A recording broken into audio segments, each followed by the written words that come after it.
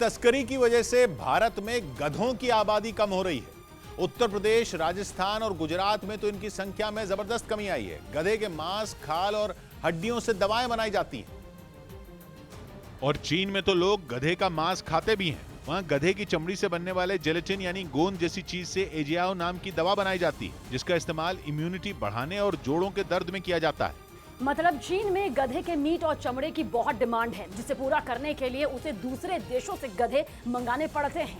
क्योंकि उद्योगों की ओर भाग रहे चीन के लोग पशुपालन और खेती से दूर हो रहे हैं, जिसकी वजह से उसे दूसरे देशों से गधे आयात करने पड़ रहे हैं। खबर है कि इन देशों की लिस्ट में भारत का नाम भी शामिल हो चुका है, जहां से चीन वैध और अवैध दोनों तरीके से गधे मंगा रहा है। एक और बड़ी बात यह कि भारत में गधों का इस्तेमाल कम हो चुका है, इसलिए लोग उन्हें मार रहे हैं और उनका मांस और खाल दूसरे देशों को बेच रहे हैं, जिसकी वजह से भारत में गधों की संख्या में लगातार कमी आ रही है। ये वजह रही कि उन्हें बचाने की कोशिश शुरू हो गई, जिसके तहत लोगों को गधों की उपयोगिता और उनसे मिलने वाले उत्पादों की जानकारी दी जा रही है, जिसे भारतीय कृषि अनुसंधान परिषद लोगों तक पहुंचा रही है और उन्हें बता रही है कि गधों का इस्तेमाल केवल सामान ढोने के लिए नहीं, बल्कि कई दूसरी चीजों में भी होता है। जैसे कि गधों के दूध से महंगे ब्यूटी प्रोडक्ट बनते हैं और ये दूध करीब 7,000 रुपए लीटर बिकता है। पुराने किस्से कहानियों में भी कहा जाता था कि गधे के दूध से नहाने पर सुंदरता बढ़ती है और उसे पीने पर डाइजेशन ठीक रहता है। लेकिन मौजूदा समय में भारत के लोगों में इस जानकारी की कमी है और कहा जा रहा है कि इसी वजह से वो गधों को मार देते हैं। मतलब भारत में गधों की घटती आबादी का सबसे बड़ा कारण